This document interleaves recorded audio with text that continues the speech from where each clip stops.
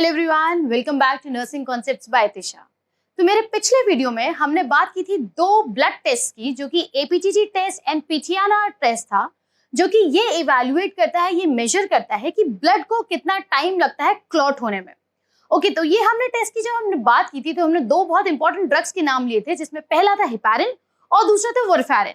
और इन्हीं ड्रग्स को हम आज की वीडियो में और मेरे आने वाले वीडियो में हम डिटेल में पढ़ने वाले हैं, डिटेल में समझने वाले हैं, क्योंकि जान लीजिए, क्योंकि एग्जाम पॉइंट ऑफ व्यू से बहुत ज्यादा इंपॉर्टेंट है। तो आज की वीडियो में, इससे पहले कि हम आगे बढ़े अपने एंटी क्लॉटिंग ड्रग्स को लेकर, एक छोटे से रिव्यू को लेकर चलते हैं। जब पिछले वीडियो में हमने बात की थी कोएगुलेशन कैस्केड की, तो जब हम कोएगुलेशन कैस्केड के बारे में बात करते हैं तो हमने डिस्कस किया था इसके दो पाथवे हैं। पहला था इंट्रिंसिक पाथवे और दूसरा था extrinsic pathway, right. Intrinsic pathway जो कि ब्लड वेसल्स के अंदर हो रहा था, जहां पे 12th क्लॉटिंग फैक्टर एक्टिवेट होता था, किसकी वजह से? कोलेजन की वजह से। एंड ये 11th को स्टिमुलेट करता है, 11th 9th को स्टिमुलेट करता है, फिर 9th क्लॉटिंग फैक्टर 8th के साथ कंबाइन होकर डायरेक्टली 10th को स्टिमुलेट करता है। एंड यहाँ पे एक्सट्रिंसिक क्लॉटिंग फैक्टर्स, जो कि कहाँ हो रहा था? ब्लड वेसल्स के बाहर सराउंडिंग टिश्यूज में। यहाँ पे 7th क्लॉटिंग फैक्टर रिस्पॉन्सिबल था एंड ये डायरेक्टली जाके 10th के साथ मर्ज होके कॉमन पाथवे बनाता था। क्या था? Common pathway. इस कोएगुलेशन फैक्टर को हम आगे और डिस्कस करेंगे, पर जब हम इंट्रिंसिक की बात करते हैं, इंट्रिंसिक पाथवे की बात करते हैं, तो जो सबसे इंपॉर्टेंट एंटी कोएगुलेंट यहाँ पे काम करेगा या इस चीज को मेजर करता है या इस चीज को अफेक्ट करेगा, that is known as heparin. दूसरी बात, ऐसा एंटी कोएगुलेंट जो कि एक्सट्रिंसिक पाथवे को अफेक्ट करता है या डिस्टर्ब करेगा, ये कह लीजिए स्टॉप करेगा, then that is known as warfarin. Okay, so ये दो ड्रग्स मेरे आज की वीडियो, मेरे आने वाले वीडियो के लिए बहुत ही इंपॉर्टेंट होने वाले हैं। तो चलिए बढ़ते हैं हम अपने वीडियो में और बात करेंगे अब हम एक बहुत ही मेजर ड्रग के बारे में, that is known as heparin. Okay, तो इससे पहले कि हम अपने हेपारिन एंटी कोएगुलेंट के बारे में बात करें, ये जान लेना हमारे लिए थोड़ा सा एसेंशियल हो जाता है कि आखिर ये एंटी कोएगुलेंट्स है क्या और किस कैटेगरी में फॉल करते हैं। तो जब हम बात करते हैं कि अगर ब्लीडिंग हो रही है और ब्लीडिंग स्टॉप हो रही है, ब्लड क्लॉट कर रहा है, तो भाई जब ब्लड क्लॉट कर रहा है यानी ब्लड गाढ़ा हो रहा है, थक्के बन रहे हैं उसके, ठीक है, तो क्या होगा? पेशेंट की, जिस किसी की भी बॉडी में थक्के बन रहे हैं ब्लड के, ब्लड गाढ़ा हो रहा है, तो उसके लिए कुछ ड्रग्स उसको एडमिनिस्टर किए जाते हैं, जो कि इन थक्कों को या इन ब्लड गाढ़ा होने को प्रिवेंट करेगा या फिर स्टॉप करेगा। तो यानी कि अगर थ्रोम्बस बन रहा है, कोई एम्बोलाई बन रहा है, तो उसको ब्रेक करने के लिए, उसके प्रिवेंशन के लिए, that means prevention of formation of new clots के लिए कुछ ड्रग्स होते हैं। जो क्लॉट्स ऑलरेडी बन गए उनको डिसॉल्व करने के लिए कुछ ड्रग्स होते हैं, राइट। तो उन ड्रग्स को हम कहते हैं एंटी क्लॉटिंग ड्रग्स। तो एंटी क्लॉटिंग ड्रग्स कौन से हो गए? ऐसे ड्रग्स जो ब्लड को क्लॉट होने से, ब्लड को गाढ़ा होने से, ब्लड के थक्के बनने से रोकता है, then that is known as anti clotting drugs. तो इन एंटी क्लॉटिंग ड्रग्स को हम बेसिकली 3 मेजर कैटेगरीज में डिवाइड कर सकते हैं, जिसमें सबसे पहला आपके सामने लिखा है एंटी कोएगुलेंट्स, दूसरा हो गया थ्रोम्बोलाइटिक्स और तीसरा हो गया एंटी प्लेटलेट्स। ओके, अब यहाँ पे एक major difference I want to clear it, that anti coagulants are those drugs which prevent the formation of new clots. नए क्लॉट्स को बनने से रोकेगा, पहली बात। दूसरी बात, जो ऑलरेडी क्लॉट्स बने हुए हैं उनके ग्रोथ को प्रिवेंट करेगा। दैट मीन्स ये एंटी कोएगुलेंट्स क्या करेगा? न्यू क्लॉट्स को बनने नहीं देगा, पहली चीज। दूसरी चीज, जो ऑलरेडी क्लॉट्स हैं उनकी ये ग्रोथ को स्टॉप कर देगा। तो ये काम है एंटी कोएगुलेंट्स का। एंटी कोएगुलेंट्स के जो सब डिविजन है या कौन कौन से ड्रग्स इसके अंदर आते हैं, पहला हेपारिन, दूसरा डायरेक्ट थ्रोम्बिन इनहिबिटर और तीसरा warfarin. Warfarin is an oral anti coagulant, heparin is an IV या फिर सबक्यूट, या बेसिकली आप आईवी कह लीजिए, इसको सबक्यूटेनियस भी देते हैं, दैट इज अनदर रूट, इसको अभी डिटेल में बात करेंगे। आईवी हेपारिन हो गया, warfarin is an oral anticoagulant and तीसरा आता है डायरेक्ट थ्रोम्बिन इनहिबिटर। वहीं जब हम बात करते हैं थ्रोम्बोलाइटिक्स की, तो आपको नाम से समझ में आ रहा है थ्रोम्बोलाइटिक्स। लाइटिक्स मतलब ब्रेक डाउन, लाइसिस, किसी चीज का टूटना, यानी कि जो ऑलरेडी एग्जिस्टिंग क्लॉट्स है, तो थ्रोम्बोलाइटिक्स क्या करेगा? ऑलरेडी जो क्लॉट्स हैं उसको वो डिसॉल्व करता है। ये मेजर डिफरेंस है between anti coagulants and thrombolytics. Anti coagulants नए क्लॉट्स को बनने से रोकेगा, दूसरी बात जो ऑलरेडी एग्जिस्टिंग क्लॉट्स है उनकी ग्रोथ को प्रिवेंट करेगा। वहीं पे थ्रोम्बोलाइटिक्स का काम क्या है? जो ऑलरेडी क्लॉट्स बने हुए हैं, ऑलरेडी कोई थ्रोम्बस है, तो थ्रोम्बस को वो डिसॉल्व करेगा, थ्रोम्बस का वो लाइसिस करेगा। तो थ्रोम्बोलाइटिक्स में कौन से ड्रग्स आते हैं? पहला स्ट्रेप्टोकाइनेज, दूसरे और टीपीएस ड्रग्स हैं वो सारे इसके अंदर आएंगे। इन सारे ड्रग्स के बारे में हम आगे दूसरे वीडियोस में बात करेंगे। तीसरा आता है antiplatelets. Antiplatelets is yet another category of anti clotting drugs, जिसके अंदर सबसे मोस्ट कॉमन एग्जाम्पल जो हमने सुना हुआ है एस्पिरिन। इसके अलावा एंटीप्लेटलेट्स में और भी ड्रग्स हैं जो हम आगे बात करने वाले हैं। चलिए अब बात करेंगे हम सबसे इंपॉर्टेंट एंटीकोगुलेंट के बारे में, that is known as heparin. Okay, तो चलिए हम डिस्कस करते हैं इस हेपारिन को। और जब हम कोगुलेशन की बात करते हैं, ब्लड के क्लॉट होने की बात करते हैं, तो ये जो ब्लड क्लॉट होना है किसकी प्रॉपर्टी है, पहली चीज आप याद रख लेना जो कि एग्जाम्स में पूछा जाता है, ये है प्लाज्मा की प्रॉपर्टी। तो प्लाज्मा की प्रॉपर्टी है ब्लड कोएगुलेशन का होना या ब्लड का क्लॉट होना। पहला इंपॉर्टेंट पॉइंट जो कि एग्जाम्स में पूछ सकते हैं, coagulation is a property of what, it is a property of plasma.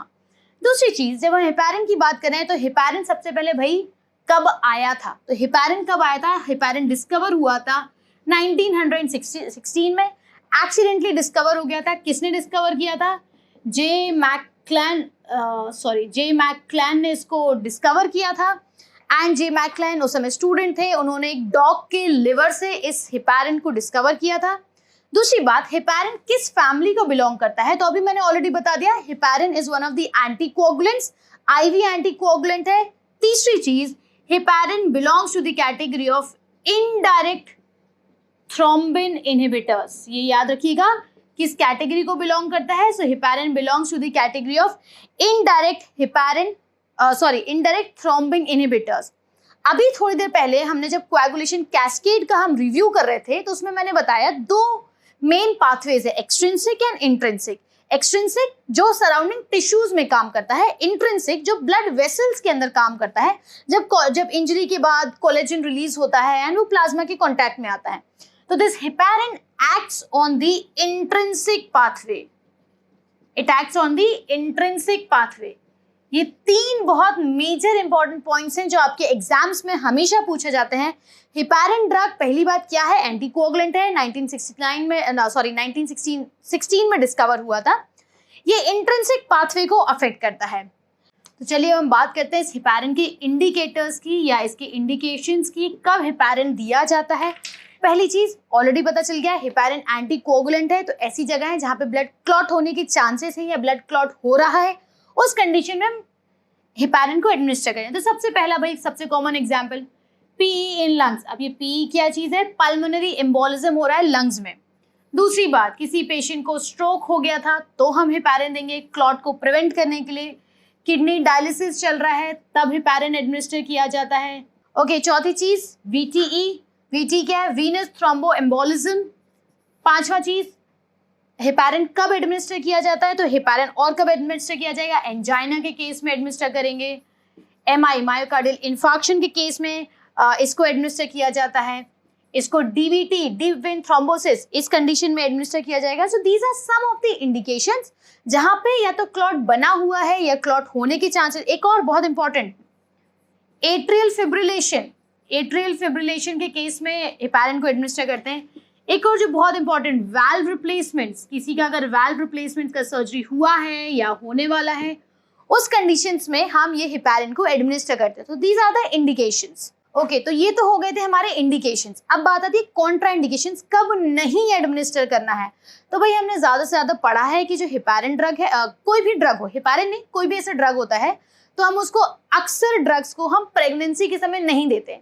But let me make it very clear, heparin is not at all teratogenic. Heparin pregnancy में administer कर सकते हैं। तो कॉन्ट्रा इंडिकेशंस कब होंगे, कॉन्ट्रा इंडिकेशंस क्या होंगे, तो सबसे important Contra indication is hyper sensitivity. Let me not right HS, hyper sensitivity या फिर एलर्जी टू हेपारिन। अगर किसी को हेपारिन से कोई एलर्जी है, कोई हाइपर सेंसिटिविटी है, then that is the only contraindication for this drug, that is heparin. Okay. दूसरी बात, इस contraindications के बाद सबसे इंपॉर्टेंट जो एग्जाम में बहुत मैक्सिमम पूछते हैं, that is antidote. सबसे इसका बहुत बड़ा सवाल जो एग्जाम में 90% आता ही आता है, एंटीडोट ऑफ हेपारिन। हेपारिन का एंटीडोट इज, ऑलरेडी हमने पहले भी डिस्कस किया है, दैट इज नोन एज, आपको शायद मैक्सिमम लोगों को पता होगा, then that is protamine sulphate. तो याद रख लीजिएगा, इस हेपारिन का कॉन्ट्राइंडिकेशन, इसके एंटीडोट प्रोटामाइन सल्फेट।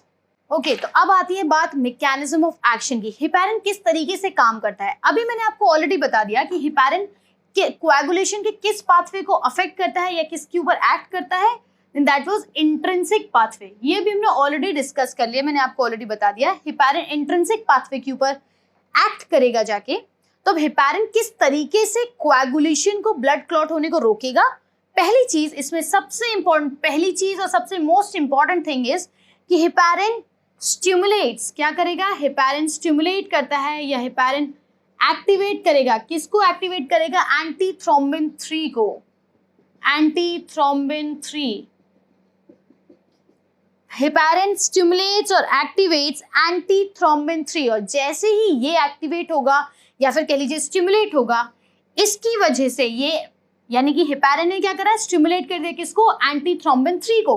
अब एंटीथ्रोम्बिन 3 क्या करने वाला है, इनएक्टिवेट करेगा।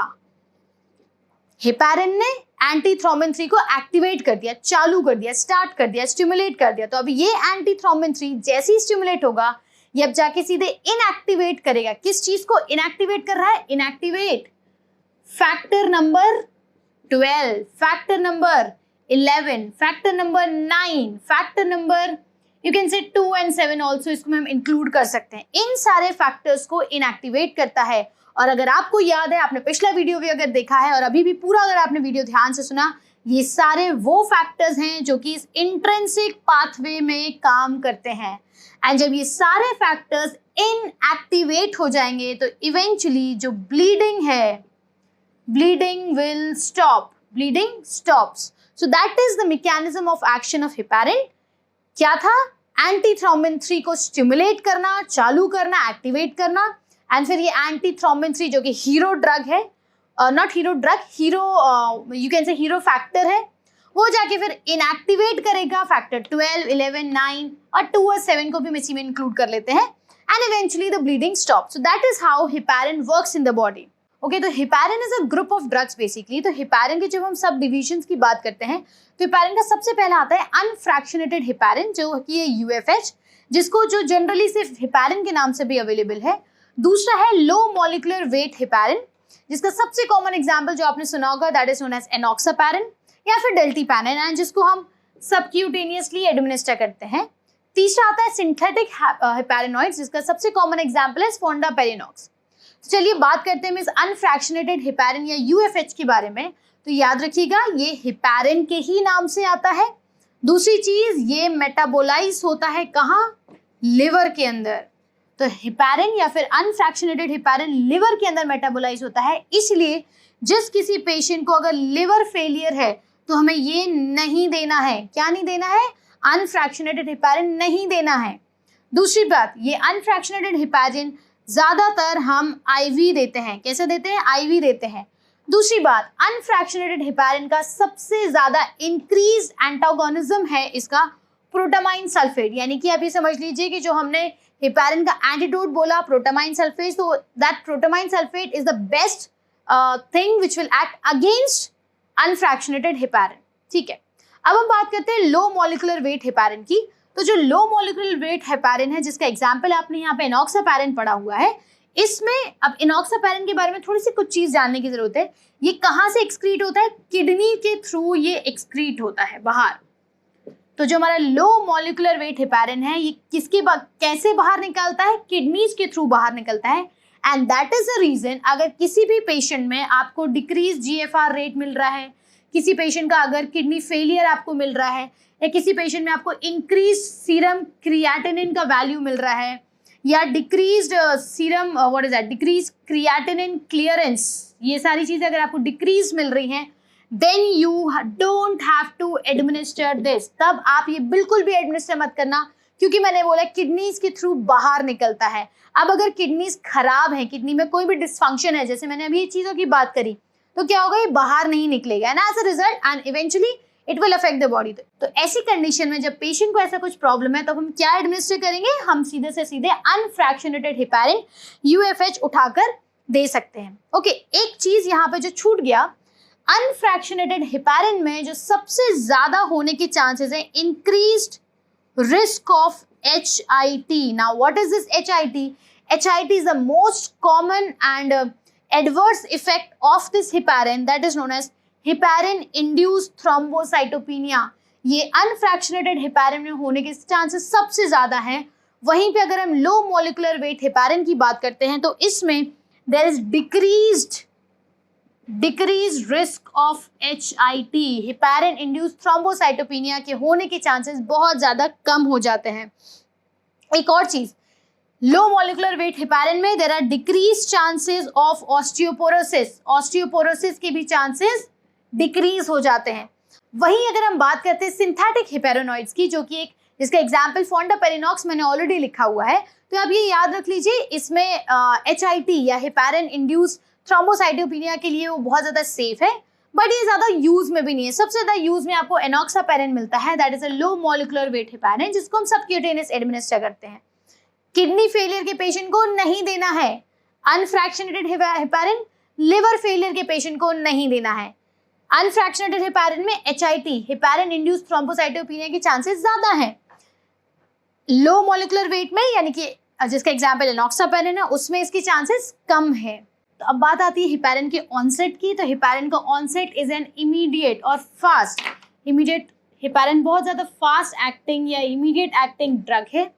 दूसरी चीज इसके ड्यूरेशन की, तो इसका duration is just in hours, maximum 4 to 6 hours लगते हैं इसको एडमिनिस्टर कैसे करते हैं, तो इसका administration route is either IV या फिर सबक्यूटेनियस. बट इसमें याद रख लेना, जब हम सबक्यूटेनियस एडमिनिस्टर कर रहे हैं तो अम्बलाइकस से 2 inches away from what, from umbilicus, या फिर कोई भी स्कार है अगर तो उससे 2 इंचेस अवे देना है.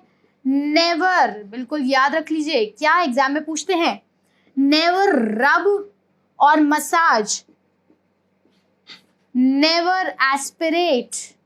कभी भी हमने अगर किसी पेशेंट को हेपारिन लगाया हुआ है तो हेपारिन लगाने के बाद कभी भी ना तो रब करेंगे, ना मसाज करेंगे, और ना ही हम कभी भी एस्पिरेट करते हैं. तो ये बहुत इंपॉर्टेंट है, याद रख लेना बिल्कुल भी. एडमिनिस्टर करने के रूट और उसके लिए 2 very important points over here. तो हेपारिन जब किसी पेशेंट को चल रही हो उस केस में हम मॉनिटर करते हैं APTT. What is APTT? Activated plasma thromboplastin time. ये मैंने पिछले वीडियो में APTT और PTINR बहुत डिटेल में ऑलरेडी कवर कर लिया है. जिस किसी को जानना हो तो you can go back and have a look on to that video. APTT का नॉर्मल रेंज जो रहता है 30 to 40 सेकेंड्स, बट अगर हेपारिन चल रहा है तो उसका जो थेरेप्यूटिक रेंज आएगा that will be 1.2 to 2.5 times of this. यानी कि नॉर्मल चलता है 30 से 40 सेकेंड्स, हेपारिन के लिए थेरेप्यूटिक रेंज इसका 1.5 से 2.5 गुना ज्यादा. अगर किसी पेशेंट को किसी पेशेंट का अगर हम PTT टेस्ट मॉनिटर हो रहा है, PTT APTT में बस भाई डिफरेंस सिर्फ A का आता है, यानी कि इस वाले में एक्टिवेटर एडेड होता है, इस वाले में एक्टिवेटर एडेड नहीं होता. तो PTT का मैक्सिमम रेंज 46 से 70 के बीच में होना चाहिए. अगर एग्जाम में आपको कोई क्वेश्चन दे दे कि पेशेंट है उसको हेपारिन थेरेपी पे है, उसका PTT वैल्यू 85 आ रहा है या 70 से अबव आ रहा है बेसिकली, तो आपके प्रायोरिटी एक्शन क्या होंगे? तो आपका priority action should be first of all to stop heparin. तुरंत हेपारिन को स्टॉप कर देना है. दूसरा प्रायोरिटी एक्शन क्या जाएगा? हेल्थ केयर पर्सनल या हेल्थ केयर प्रोफेशनल या किसी भी डॉक्टर को इन्फॉर्म करना है. तीसरा प्रायोरिटी एक्शन जाएगा इसके बाद एंटीडोट प्रिपेयर कीजिए. So this is your priority things in case अगर PTT का वैल्यू हेपारिन के कंडीशन में 85 से ज्यादा जाता है तो. ओके, जब हम साइड इफेक्ट की बात करते हैं तो हेपारिन एन एंटीकोगुलेंट, यानी कि ब्लड को क्लॉट होने से रोक रहा है. अब ब्लड अगर क्लॉट नहीं हो रहा है यानी कि ब्लड पतला हो रहा है, गाढ़ा नहीं हो रहा, ब्लड बिल्कुल स्टॉप नहीं हो रहा है, यानी कि इसका एक साइड इफेक्ट हो सकता है, that is bleeding. So bleeding is the most common side effect of this, not most common, it is one of the major side effects of basically this heparin.